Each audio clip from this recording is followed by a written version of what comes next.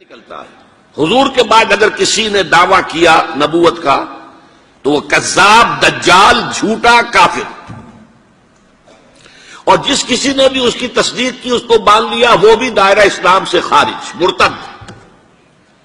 یہ قانونی اہمیت ہے، قانونی اہمیت ہے۔ کوئی شخص مسلمان رہا یا نہیں رہا، یہ تو بڑا اہم مسئلہ ہے، قانونی مسئلہ ہے۔ اس کی بیوی کا اس سے نکاح جو ہے وہ ختم ہو گیا اگر اس نے کسی حضور کے بعد کسی نبی کی نبوت کا اقرار کر لیا یا خود اپنے نبی ہونے کا دعویٰ کیا، وہ پھر مرتد ہے، واجب القتل ہے۔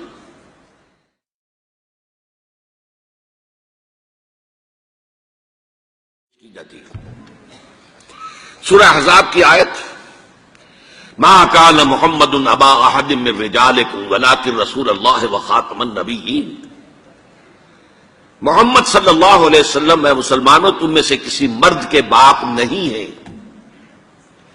زید ابن حارثہ کو اگر حضور نے منہ بولا بیٹا بنا لیا تھا تو منہ بولا بیٹا کوئی حقیقت نہیں رکھتا، ورنہ آپ کسی مرد کے والد نہیں ہیں۔ آپ کو اللہ نے بیٹے دیے بھی ابتدا میں، وہ فوراً فوت ہو گئے۔ آپ کے عمر کے آخری دور میں بھی حضرت ابراہیم کی ولادت ہوئی، حضرت ماریہ قبطیہ کے بٹن سے، وہ بھی فوت ہو گئے بچپن میں۔ تو ما کان محمد ابا احد من رجالکم ولکن رسول اللہ وخاتم النبیین، وہ تو اللہ کے رسول ہیں اور نبیوں کی مہر ہیں، مہر لگ گئی، اب یہاں سے کوئی اور شے نہیں نکل سکتی، یہ بند ہو گیا راستہ، یہاں سے اب کسی اور نبوت کے اجرا کا سوال پیدا نہیں ہوتا۔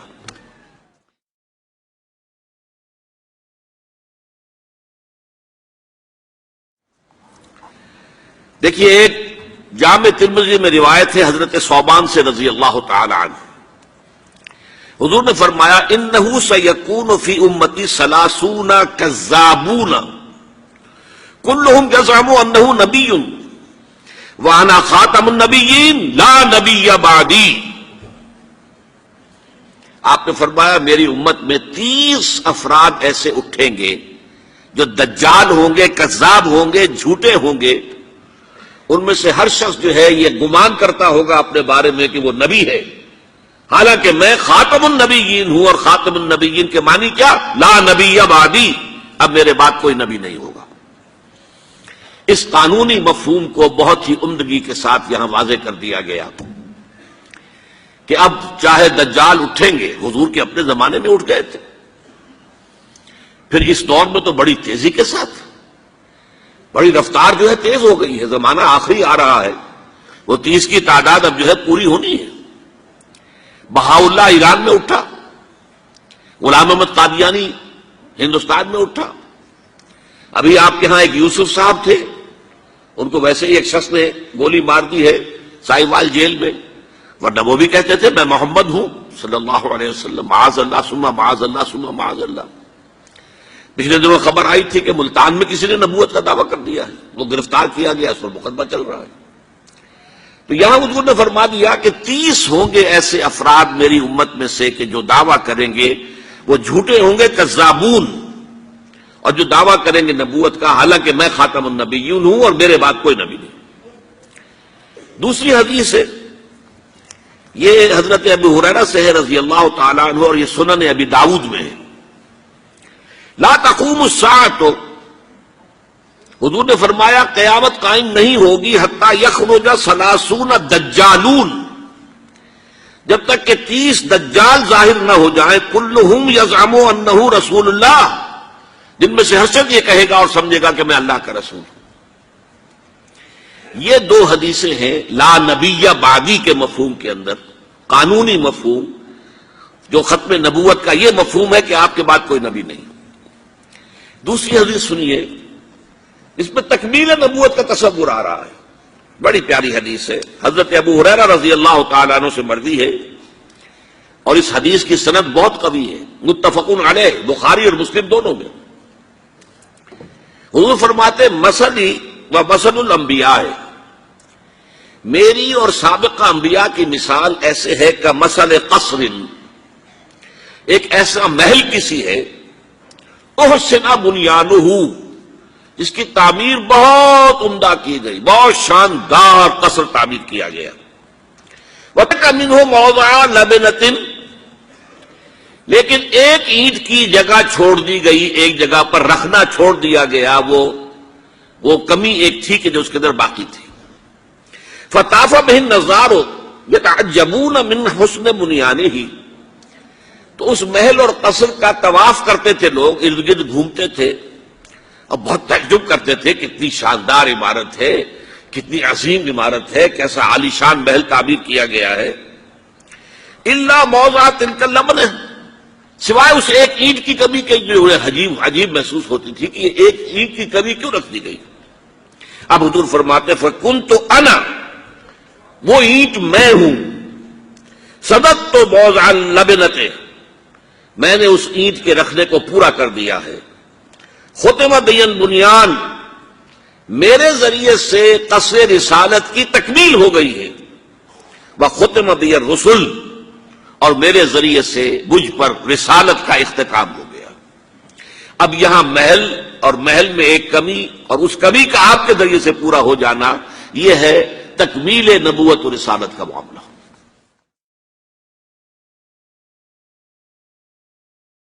کہ جو شخص بھی اب حضور کے بعد کوئی نبوت کا دعویٰ کرے گا یا کیا ہے، وہ دجال، کذاب، جھوٹا، کافر، مرتد، واجب القتل، یہ اس کا قانونی تقاضا ہے۔ بدقسمتی سے صورت کیا ہوئی، عالم اسلام میں اس سے پہلے جب بھی کسی نے یہ کام کیا، جب تک مسلمانوں کی حکومتیں تھیں، انہیں قتل کر دیا گیا۔ آپ کو معلوم ہے کہ حضور کے فوراً بعد جو کھڑے ہو گئے تھے مسیلمہ کذاب اور بڑے بڑے مدعیان نبوت، ان کے خلاف جہاد کیا گیا، ان کو قتل کیا گیا، تہہ تیغ کیا گیا۔ بہاء اللہ ایران میں اٹھا تو وہاں چونکہ بہرحال مسلمانوں کی حکومت تھی، قتل کر دیا گیا۔ اب بھی کوئی بہائی ایران میں نہیں رہ سکتا، سب وہاں سے بھاگ چکے ہیں، کوئی نہیں رہ سکتا، کوئی وہاں آئے گا تو قتل کر دیا جائے گا۔ لیکن یہاں معاملہ یہ تھا کہ انگریز کی حکومت تھی، انگریز کی حکومت میں ہر شخص کو کھلی چھوٹ تھی۔ اکبر الہ آبادی رحمت اللہ علیہ نے بڑے خوبصورت الفاظ کے اندر وہ نقشہ کھینچا ہے، گورنمنٹ کی خیر یارو مناؤ، گلے میں جو آئیں وہ تانے اڑاؤ، کہاں ایسی آزادیاں تھی میسر، ان الحق کہو اور پھانسی نہ پاؤ۔ اگر اسلامی حکومت ہوتی، مسلمان حکومت ہوتی، چاہے اعلی معیاری اسلامی حکومت نہ بھی ہوتی، مسلمانوں کی حکومت ہوتی، تو جس نے ان الحق کہا منصور، وہ سولی چڑھا دیا گیا یا نہیں؟ جس نے نبوت کا دعویٰ کیا وہ قتل کر دیے گئے کہ نہیں؟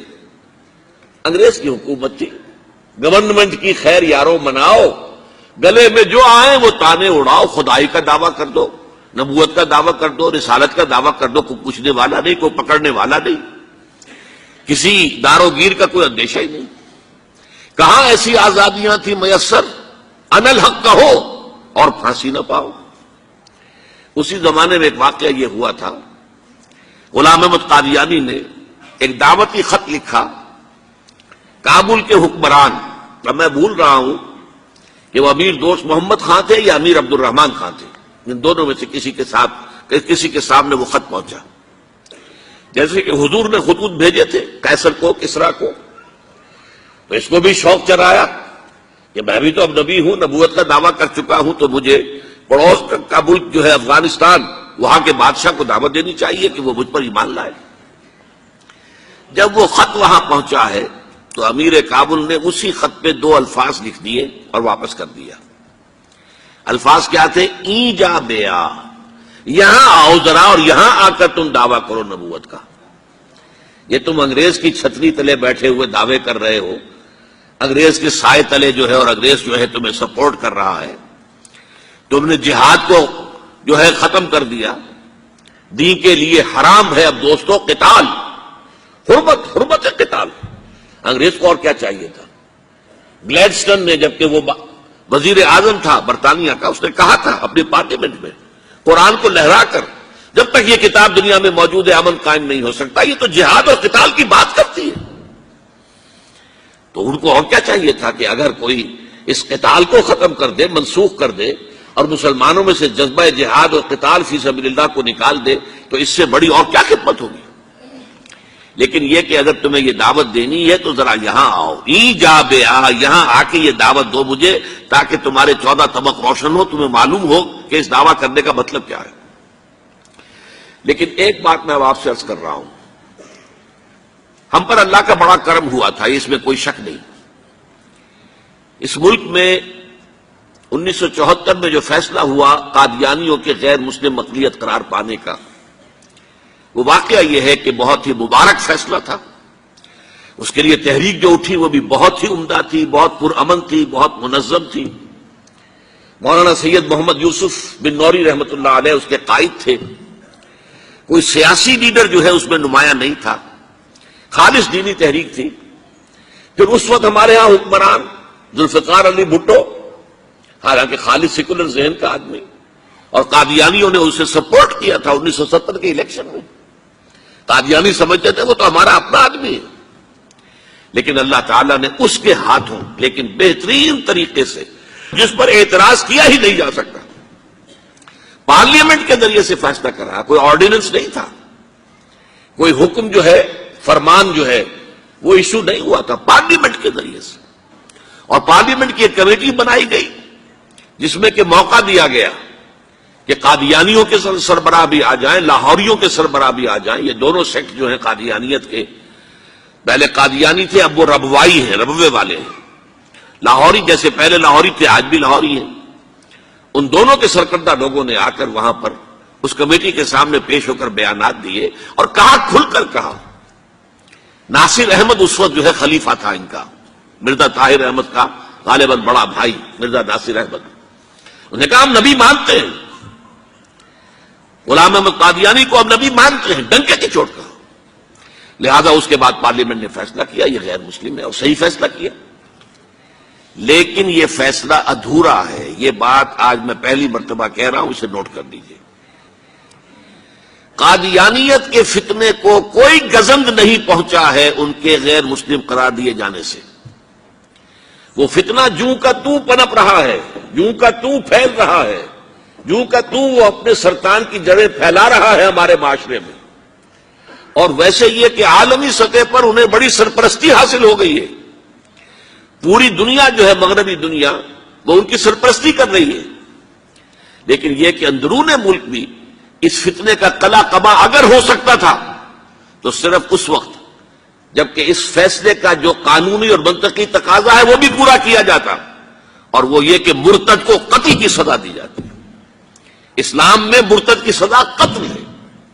وہی میں نے آپ سے عرض کیا، حضرت ابوبکر صدیق کے زمانے میں کیوں قتال کیا گیا، اور جتنے بھی لوگوں نے نبوت کے دعوے کیے انہیں کیوں قتل کیا گیا ہمیشہ اسلام کی تاریخ میں۔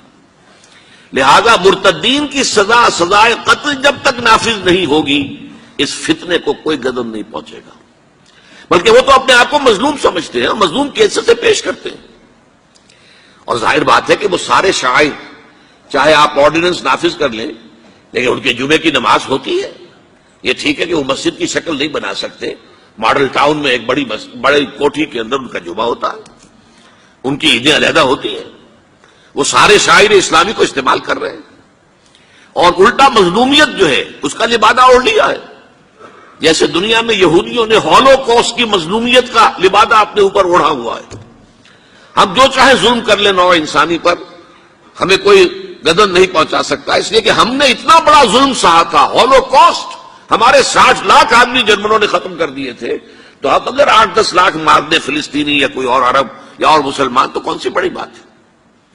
اسی طرح قادیانیوں نے مظلومیت کا لبادہ اوڑھا ہوا ہے، اور ان کو کوئی گزند نہیں پہنچا ہے جب تک کہ قتل مرتد کی سزا یہاں نافذ نہیں کی جائے گی۔ اس میں یہ ہونا چاہیے تھا کہ جس روز میں یہ فیصلہ ہوا ڈکلیئر ہو جاتا ساتھ ہی۔ اب تک کے جو قادیانی ہیں آج کے اس تاریخ سے، فیصلے سے پہلے وہ تو اقلیت قرار پائیں گے، انہیں قتل نہیں کیا جائے گا۔ لیکن اس فیصلے کے نفاذ کے بعد جو شخص بھی قادیانیت اختیار کرے گا اس پر قتل مرتد کی سزا، اس کی حد جاری کی جائے گی۔ آخری شریعت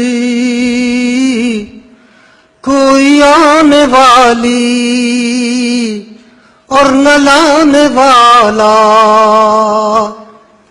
آخری شریعتی کوئی آنے والی اور نہ لانے والا، خود میرے نبی نے بات یہ بتا دی، لا نبی آبادی، ذلی یا بروزی اب کوئی پیغمبر آئے گا نہ لوگو، ذلی یا بروزی اب کوئی پیغمبر آئے گا نہ لوگو، آپ نے یہ کہہ کر مہر ہی لگا دی، لا نبی آبادی۔ شکریہ۔